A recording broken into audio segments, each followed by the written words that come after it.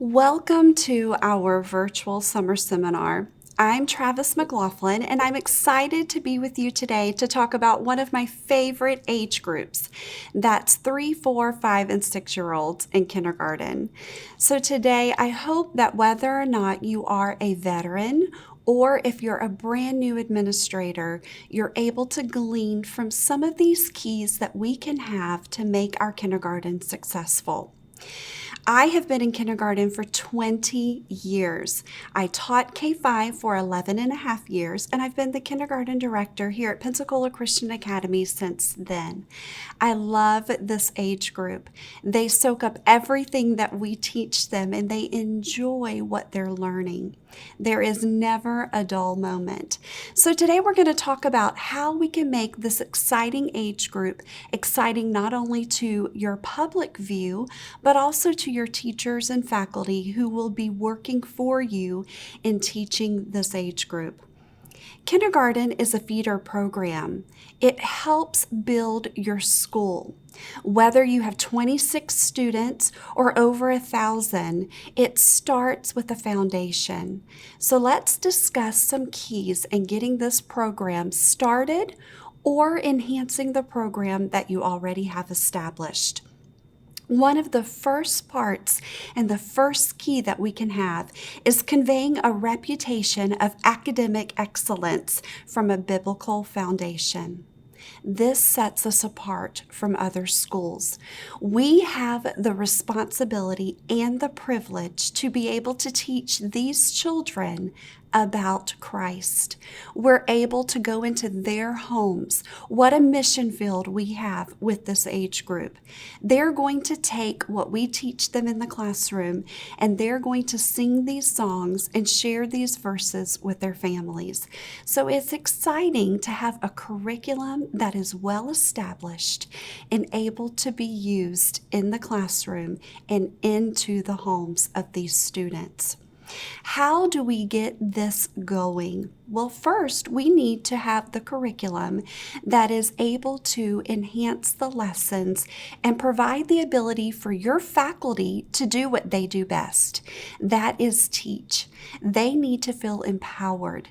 So we use the curriculum. For us, it's the Abeka curriculum. If you've used this curriculum, you know that it's exciting to be able to have everything planned. It is giving your teachers the power to create lessons that are fun and exciting. Something that you can do is also make sure that you're familiar with the front matter of the curriculum. You open it up, you see all of those pages, you think you could skim through, but every year as I require my faculty to read the front matter, I'm also able to learn something each year that maybe I have not recognized before. So we also want to make sure that we are helping our faculty understand about the front matter. It's going to give us the ability to communicate with parents what their child is going to be learning. You want parents to understand that your kindergarten program is not just daycare. It's a learning environment. It helps parents to be excited that their children are going to get to read. It helps parents to understand that they're not just playing all day, although that's very important. They are also learning to read, to write, how to count and recognize numbers, and they are learning to enjoy and think on their own. Our curriculum is something that is provided for a half-day program. However, if you're a full-day program, you're able to spread this all throughout the day to help your teachers. We'll talk about that a little bit throughout this lesson. The Abeka curriculum is an integrated curriculum. That means that each subject fits together like a puzzle. It gives well-designed time savers in all 170 lessons for your teachers. You could pick it up and teach the day if you need to step in for the day in kindergarten.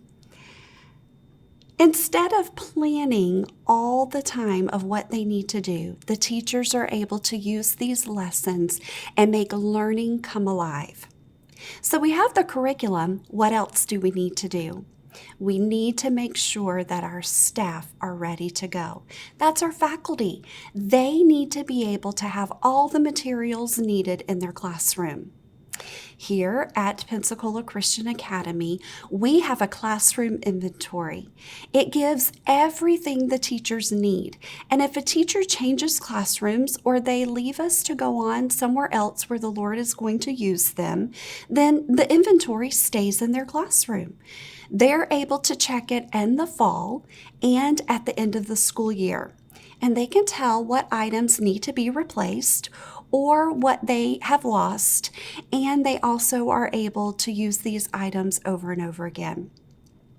How do you plan for this inventory? Well, perhaps you could include in your tuition fee a one-time supply fee that will help cover the cost of your inventory.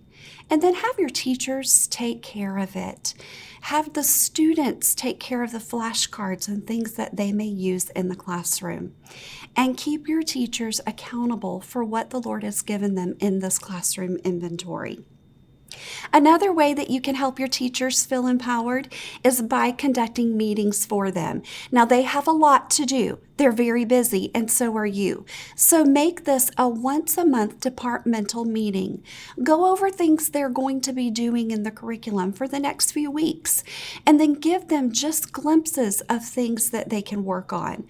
Maybe as you've gone around and you've observed in the classroom or you've seen the children walking in the lines, you've jotted down notes that will help your teachers to be able to work on some things, and then you're able to encourage them as well with things that you have seen that they've done their best in. Oh, that praise is powerful, and they need to hear that. Once a week, you could also include a Bible meeting. Have them go over and teach those Bible stories that they will be teaching in the classroom. Now, if you ask any of my faculty, they will say this is one of the hardest things they do. Put them in front of their children and they're able to teach just fine. But put them in front of their peers and that's a little overwhelming. But this helps them. It stretches them. It gives them the ability to help each other, and those veterans can share some ideas and applications that the younger teachers will be able to use. Classroom observation is another way to make sure that your faculty feel empowered. This gives you an opportunity to step inside the classroom. It's very difficult as administrators to do this. You sit down at your desk and your day is started. You have to plan for this classroom observation. You have to make it happen and give yourself time to be able to do this. What are you going to be looking for? Well, first of all, you need to make sure that the teachers are using that curriculum that you've invested in, that they're not just doing what they want to do. Now, their creativity is important. You don't want to squelch that, but they need to be using the curriculum because it works. It's going to help them stay focused and on schedule. So make sure they're using that. Look around and see what the students are doing. Is learning actually taking place? Or are the children running the classroom? Step in as needed. Don't feel that you need to just stay in the back of the classroom. Often as I walk through the kindergarten classrooms, I'll have a pack of stickers or a smelly marker, something that you could also include. Now, you can't do that with your older grades, but you can definitely do that in kindergarten, and they love it, and they need to see you. That's important. The next key that we need to go over is establishing strong academics that will set your school apart. One area is one of our most important times of the day, and that's our Bible time. This sets us apart from other schools because we get to teach children about God. What an exciting time. As administrators and educators, we have the opportunity to expand our mission field. We've talked about that already, but now in Bible time, we're able to teach these children biblical truths that are age appropriate, and we're helping them to develop their character.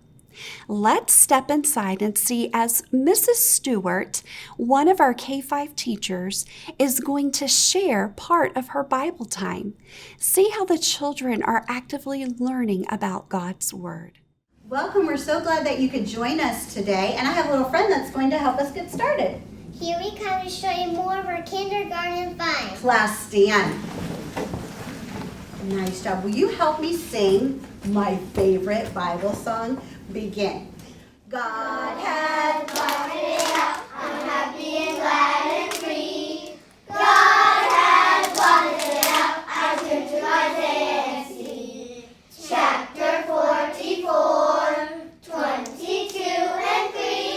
He's blotted it out and now he can shout, for that means me. That was so good. Can you turn around? And we're going to face the ones that are watching us. Give them a great big smile and say, welcome. Welcome. And I want you to tell them our verse, Psalms 23. Begin. Psalms 23. The Lord is my shepherd. I shall not want. He maketh me to lie down in green pastures. He leadeth me beside the still waters. He restoreth my soul. He leadeth me in the path of righteousness for his name's sake. Yea, though I walk through the valley of the shadow of death, I will fear no evil, for thou art with me. Thy rod and thy staff, they comfort me. Thou preparest a table before me in the presence of my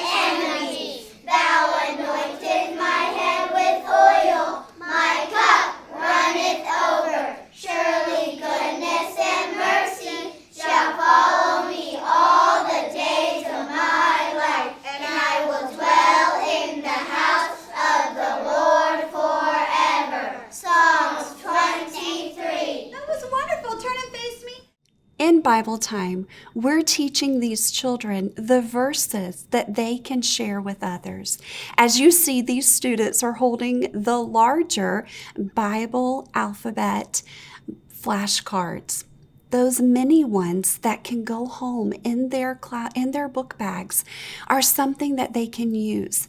This is a tool that can be given in their families and will open up the door for those seeds that are planted. We also have another opportunity to make sure that our academics are strong. We are teaching this age group how to read. Parents are impressed that when you tell them that their 4-year-old or their 5-year-old is going to learn to read, sometimes they're a little apprehensive. Maybe they've heard it from others, but now you're going to teach their little one who may be full of energy how to sit down and learn to read. We want them to ultimately be able to read God's Word. And so that's why our phonics program is so important. We're teaching the children the letters. We're starting very simple with those 5 vowels, introducing those first. Let's watch and see how the children are learning about those vowels and building upon with blends and words.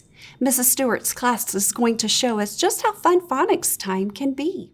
So let's see. Go ahead and sit down, and let's see if you can come and get a star by reading these words for us. Let's look at the very first one. Tell me, consonant or vowel?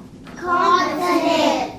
Next one? Vowel. Consonant. So how many vowels, Micah, are in this very first word?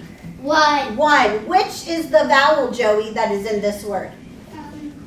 U. U. How am I going to mark it, class? With a smile. With a smile. Great job. Let's see. Read that in your brain. If you think you know it, stand. Whoa, Tiana, you're so fast. Tiana, what is it? Fun. Let's see if she's right. You may be seated and let's read it together. Fun. Fun. Who could give me a sentence with the word fun in it? Fun. Ooh, this is going to be a hard choice. Peyton, tell me a sentence with fun in it. I go to the fair And it's so fun. I like that story. Good job. That sentence was amazing. Come get a nose. Let's see. Could you be a silly clown? Okay, let me see. And you get to keep this. If it goes on your nose, you get to keep it. So here you go. And then let me see you be a silly clown all the way back to your seat. Let's see. Are you being silly? You gotta be silly. There you go. Good job. All right, let's see. Look at this word. How many vowels are in this word? 2. Let's check. Tell me consonant or vowel. Consonant, vowel, consonant, vowel. There is 2 vowels in that word. I love it. How am I going to mark this word? Tell me how to mark it, Anna Sophia. The first one gets a line over and the second one you cross out. Okay, so what is my first vowel? O. O, so I'm going to put that line over it. And what is my second one? E. And what do I do, class? I Cross it out. cross it out. Excellent job. Read that in your brain. Let's see. If you're a boy and you know it's me. Tyson, that was so fast. Tyson, what is your word? Rope. Rope. Can you pretend to walk on the tightrope and come all the way over here? While he's doing that, Charlie, go ahead and sit down. We already got a helper. Thank you for being fast, though. Here we go. Let's read it together. Eyes on the ceiling. Eyes on Tyson. Eyes right here. Excellent job. Read it with me. Goes again. Good job. Row. Row. Let's try that one more time. Row. Tell me a sentence with the word rope on it. Rope. Brianna. I found a rope. Well, come on over. I like that. Can you be a silly clown? Okay, let's see. Turn around. Be a silly. Well, that's pretty silly. I really want to see silly clowns today. We're at the circus. All right, let's do one more word. Let me move this over just a little bit. And look at this one. This one, we're going to do something a little bit different. Is it a 1 vowel word or a 2 vowel word? 2 words. So the first one's going to get his Line. line. What is the first vowel? Cross out. And the second one we're going to? Cross out. What is the second vowel? E. Now, you're not going to tell me this word right now. You're going to come up here and you're going to do it to our friends that are watching. So I wanted to know who is going to read that word and do their best. Let's see. Who can I pick? Sylvia, come on up. Come up to the top of the circus. You're right in the center ring. Turn and face our friends and your friends. And can you do what that word is? Show them. Oh, do it really high so we all can see you. What is your word? Wave. It is wave. I like that hard work. Way to work hard and be so diligent. When you're observing a phonics class, you want to make sure that the teachers are checking the understanding. They are helping the children to think it through, applying the critical thinking skills that will help them analyze the words and be able to use those phonics rules to understand. Oh, the textbooks help. Those worksheets are going to be able to help the teachers make sure they're checking that understanding. Now, make sure that the teachers aren't letting those papers teach the class. They're talking those worksheets through with the children and not just giving them the answers. They're helping the children to be able to apply those phonics rules. This leads us into another important area, and that is reading. Reading is so exciting, and the children love getting those little readers and being able to take them home and building their library. Encourage parents as you speak with them to hang on to those readers. Provide them for these families to be able to work on not only the reading skills at home during homework time, but also to use those during the summertime. Whether their children are continuing into your K-5 program, or if they're moving on to first grade, those readers are an excellent tool that they can use to continue to sharpen their reading skills. What should you see when you're observing reading in your kindergarten classrooms? You need to make sure that it's a calm atmosphere, that the children who are working on their seat work are able to stay busy without distracting that one-on-one time that the teachers have with the children during reading circles. Now, this year with COVID, we have had to become quite creative in what we're doing with our reading time.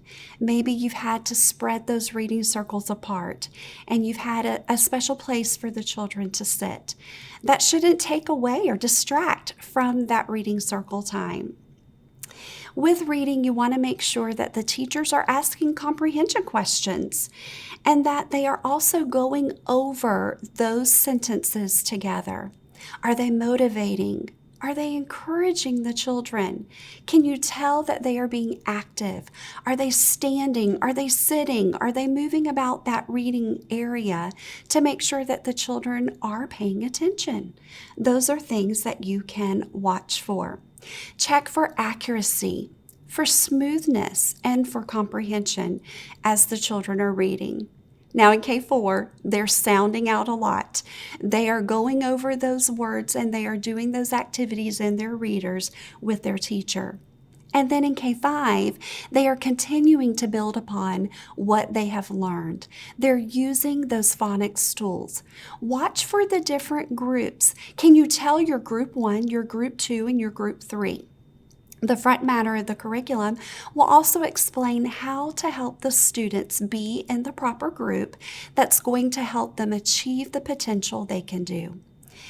Make sure the students are moving those children up who are reading at a higher level. If they should be in group 1 and they're in group 2, they need to be moved to the right reading group. It's going to help them. And it's fine if the teachers have the children come to more than one reading group. This will help them understand if they're ready to move up to the next level or if they need to just stay put so they can accomplish what they need to do in reading. Writing time is another exciting time of the day. Now, whether your school is using manuscript or cursive writing, you can use these principles throughout any lesson that you get to go in and observe. In writing time, we're working on those fine motor skills. Some ways that the children are practicing this is also in their skills development time. Working with Play-Doh, using scissors is going to help them with their writing skills. What should you notice? Well, your teachers need to have sharpened pencils for the children. This will help them to do their best. The teachers need to make sure that everything is ready for the day. Their writing papers are all taken care of.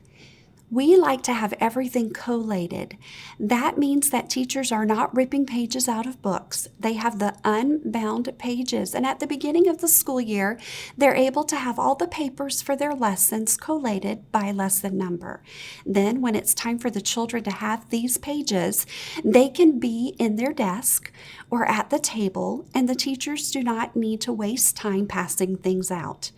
This year with COVID, the teachers, many of them had a folder all ready to go for the children. When they came into school each morning, their writing papers were on their desk and they put them in their folder for the day.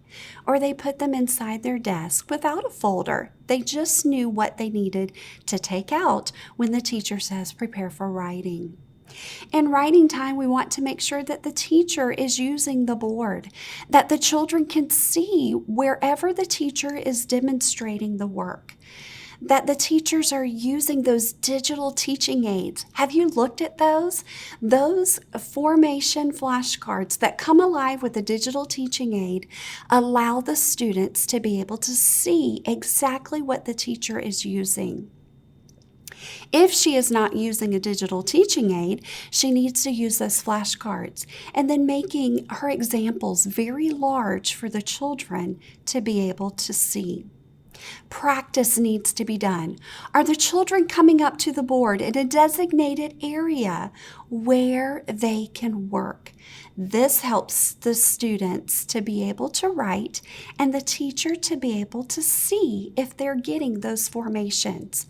So look for that extra space where students can work.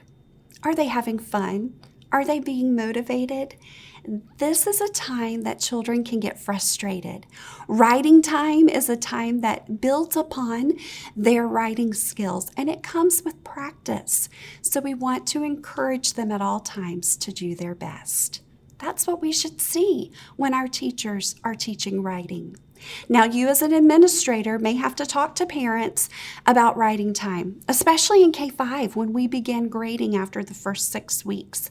Parents do not always understand why their child may be getting straight A's in Bible and phonics and in numbers, but in writing they're not. That's because it's a writing skill and it's a motor skill that's being built upon. Encourage parents that they should see improvement over the next grading period. How can they help their child at home? Try not to encourage them to erase the papers and have their child write all over again. That's just going to cause added frustration for the little ones.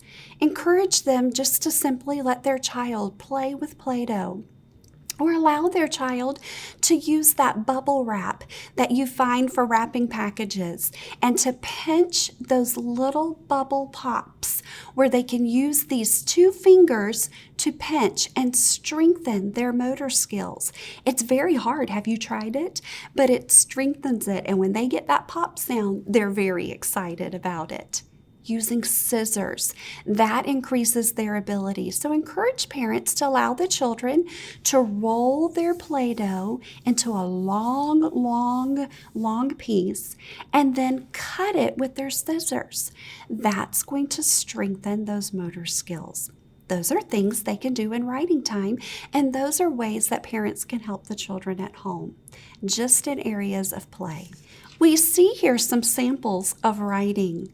In the fall, there's going to be much tracing. Now, these are K-5 papers that you're viewing, but they're going to do a lot of tracing. The teachers should be going through each of these letters, giving every formation with the students following along.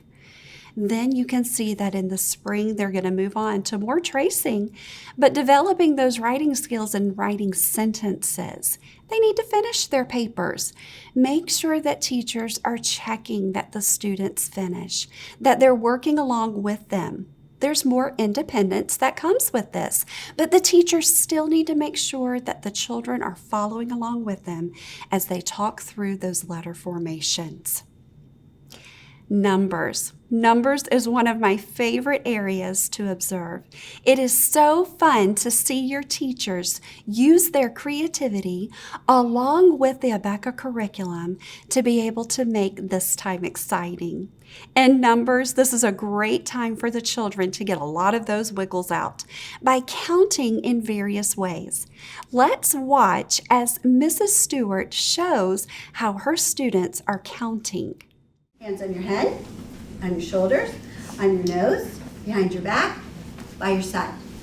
Good, you're ready to work hard for numbers time today. Let me hear you count all the way to 100 by tens. Are you ready? And let's do it the fun way. Get your clappers ready. Clappers up, clappers down. Sorry, got your clappers? Clappers up. Here we go. We're going to count all the way to 100 by tens. Begin. 10, 20, 30, 40, 50, 60, 70, 80, 90, 100. Did you see that fun? They are not just saying the numbers. They're getting out those wiggles. They're standing. They're using their hands.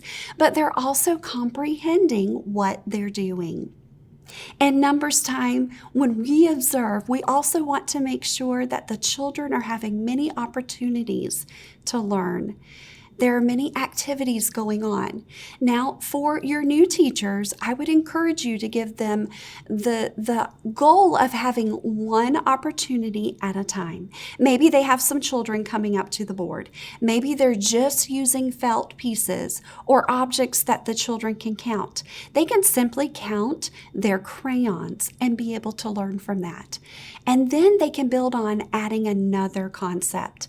What do I mean by that? I mean that they may have one child at the board finding the number and another child counting out that many objects. For your veterans, are they making those children who need a little more challenge, are they making them think? Are they giving them thought questions during that numbers time? How do they do it? Well, if they're asking a number, they may ask what family this number lives in.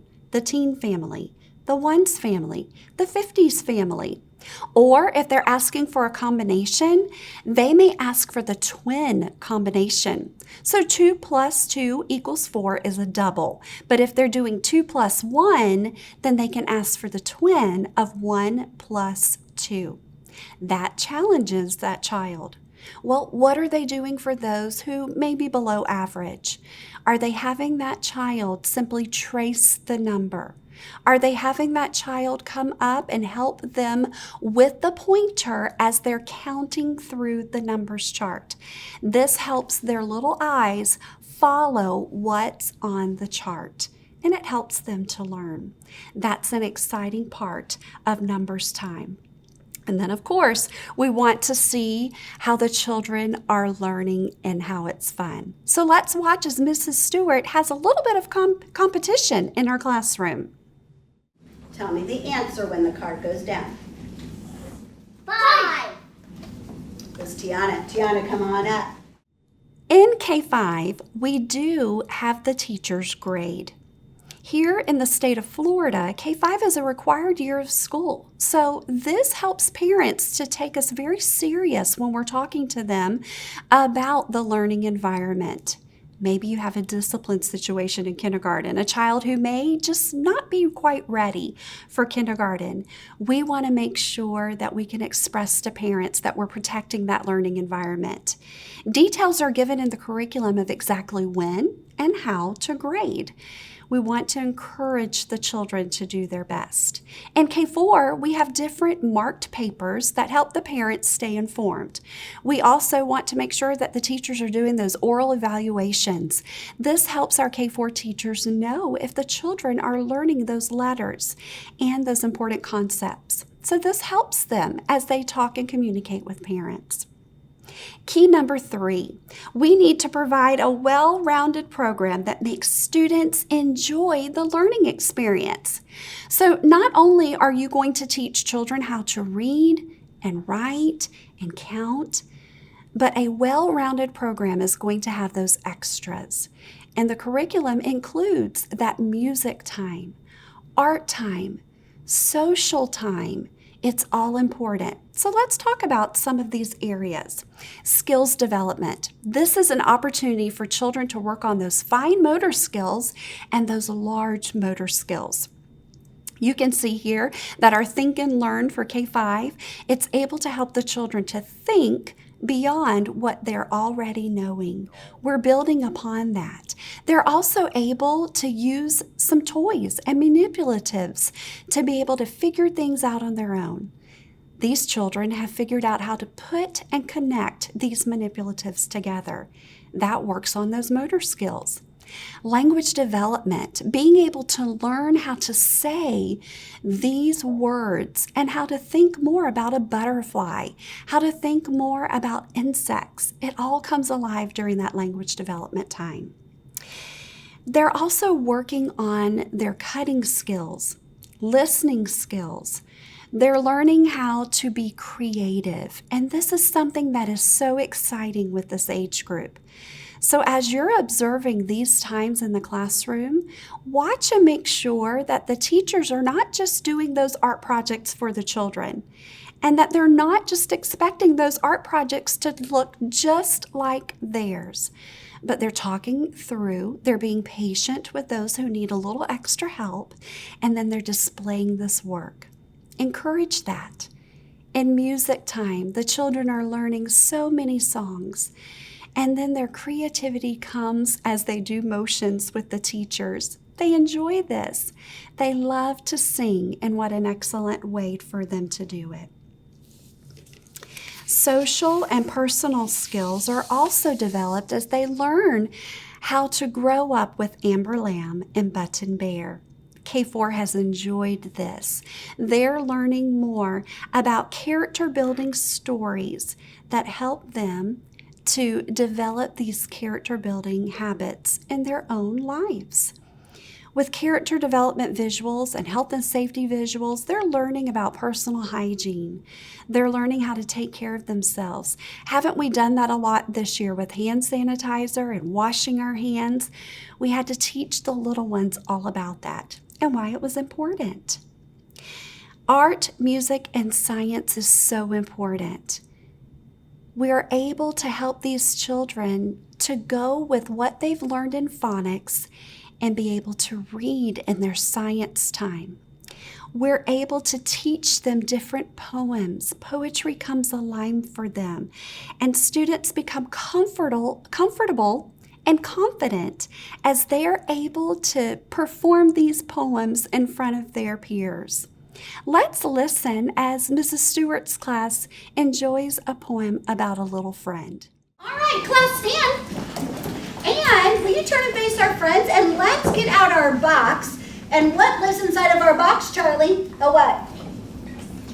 Turtle. Yeah, can you stand and tell our friends about our turtle? Here we go, begin. The turtle by Rachel Lindsay. I had a little turtle who lives in a box. He swims in the puddle and he climbed on the rocks. He snapped at a mosquito, he snapped at a flea, he snapped at a minnow, and he snapped at me. He caught the mosquito, he caught the flea, he caught the minnow, but he didn't catch me. They love acting out these stories and these poems, and even in K4, they enjoy doing this. This not only helps in transition time, but it also helps the teachers to be able to get that learning environment reined back in when they need to. It gets all those wiggles out so that that learning can take place for the academic time. K5 Science is an area where the children are able to really get involved. They're taking this science book that is a bound book that we keep together, and they're learning about God's plan for them, for our creativity with plants and with the seashore or any other area in the community where you live.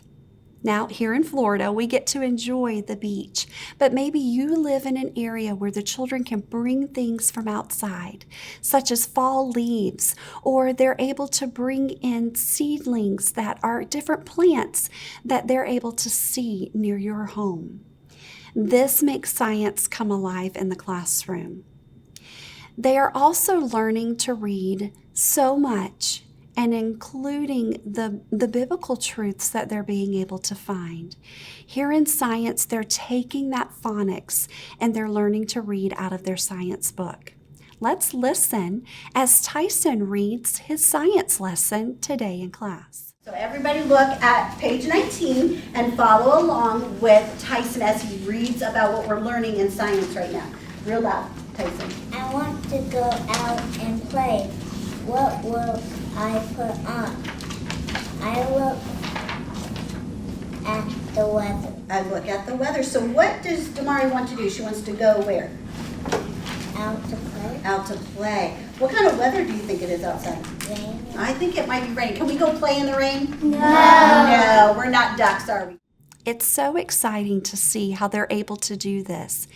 In science time, it starts usually in January, so this is the second part of the school year. They've developed those reading habits, and so your Group 1 children can be challenged by reading out of their science book. This is something you should see as the teachers are teaching in science time. It comes alive. Well, after we've built these strong academics in your kindergarten program, we want to show others how special your program is. So how do we do that? We need to enlighten the community. We want to make sure that we are advertising what God can do in the homes of these families. Now, some families that are going to come to you are not Bible-believing families. So how do you get their attention? By explaining to them that their child is going to learn to read at an early age. And then once you have these families in, the mission field opens up and you're able to introduce the biblical truths. Communication is key. You want to communicate with parents because strong parents and supportive parents are going to be crucial in communicating with others. They're going to be your best advertisement. They're going to help others see what's important about your school. As they talk, they're able to tell others why they like your school. Help them to be able to do that. Keep them informed. Stay in communication. Let them see you. When students are coming in the morning, be outside so that they can greet you and see you. Talk to parents, not only about discipline issues, but being able to keep them alerted to things that you're noticing. Maybe you see a decline in their child and you want to encourage them in ways that you've seen their child improve. In a kindergarten family's home, that is very important to them. You're teaching or you're helping teach their babies. Many of them have not come through a school setting with their own child. This is their first experience with your school, so make it a great first impression. Help them to see the warmth and encouragement that you can give. Help your faculty to be able to express that. Some of them may not understand how to do that, so help them understand that parents are on their side. Parents are going to be the team that they need as they teach these little ones. And they don't need to be intimidated. And if there's a parent who is intimidating your faculty member, come alongside, win their heart, and help your faculty member win their heart as well. So communicate with parents. Communicate with your community by not only having the parents do this, but also through social media, sending out mailers, being able to encourage them to come and see your school. If your school is open for touring, allow a time that parents can come and visit. This year, we had to get quite creative with it. We did not have parents come into a classroom setting when our children were present. But when students were outside for recess, we were able to have a small tour come through and parents could see a kindergarten classroom. During the summertime, we set up a K4, K5 summer display room. Parents are able to come in and see what a kindergarten classroom would look like during an academic or during a regular school year. They've enjoyed having this opportunity. It is set up just like a classroom. Maybe you have room in your school where you could set this up during the summertime. Another way is to be able to have television time with commercials or radio time, being able to use that as parents can hear about your school. Involvement. We want to make sure that the parents are able to come in and that your community may be able to be welcomed if you're open to this time. Some ways that we're able to do this in kindergarten was this year we had virtual parent days. We used Zoom to be able to set up something for parents to be able to see in a classroom, or we were able to record and put something on a server where parents can be able to watch their children. They missed being able to come in for parent-teacher meetings, so this was an excellent opportunity for parents to be able to see their children in the classroom. Another opportunity is having kindergarten graduations. This year, we were able to have 11 in-person graduations with almost 270 K5 students graduating from our 5-year-old program. It was exhausting, but it was exciting, and parents were so grateful to be able to come in and see their little ones walk across that stage. They brought guests, they recorded, they were able to share this through their own social media, and it was an exciting time. So this was another way to communicate. Being able to enlighten the community by opening up your enrollment. We have the month of February as re-enrollment for our current students. And then in March, we open it up to the community to be able to enroll. This is a great way for your families and your community families to be able to join your school. With enlightening the community and being able to help our parents to come alongside you, you can see that kindergarten, it can be so much fun. It is a step to your program to build it. Whether or not you already have your established kindergarten program or whether or not you're thinking about starting one, I encourage you to just do it. Allow this to be the feeder program. Here at Pensacola Christian Academy, we also allow families to do all of K4 and all of K5 with first grade free. This is an excellent opportunity to keep these families here because their tuition is free for first grade. We are able to set that up for them. We also offer extended school day. This is not an academic time. This is an after-school program for the children, and it helps those working families. So there are excellent opportunities for you to be a great service to your community. The children have learned a lot, and Mrs. Stewart's class has showed you a lot of their kindergarten fun. Let's leave today with them sharing one more special poem with you. I've enjoyed talking with you. I hope that you've gleaned something from something I'm very passionate about, and that's the kindergarten program. Thank you for joining us. Growing. When I started kindergarten, I could have felt smaller, but I am growing, and not just getting taller. I learned to read and learned to write. I learned my numbers too, and there are many other things that I have learned to do.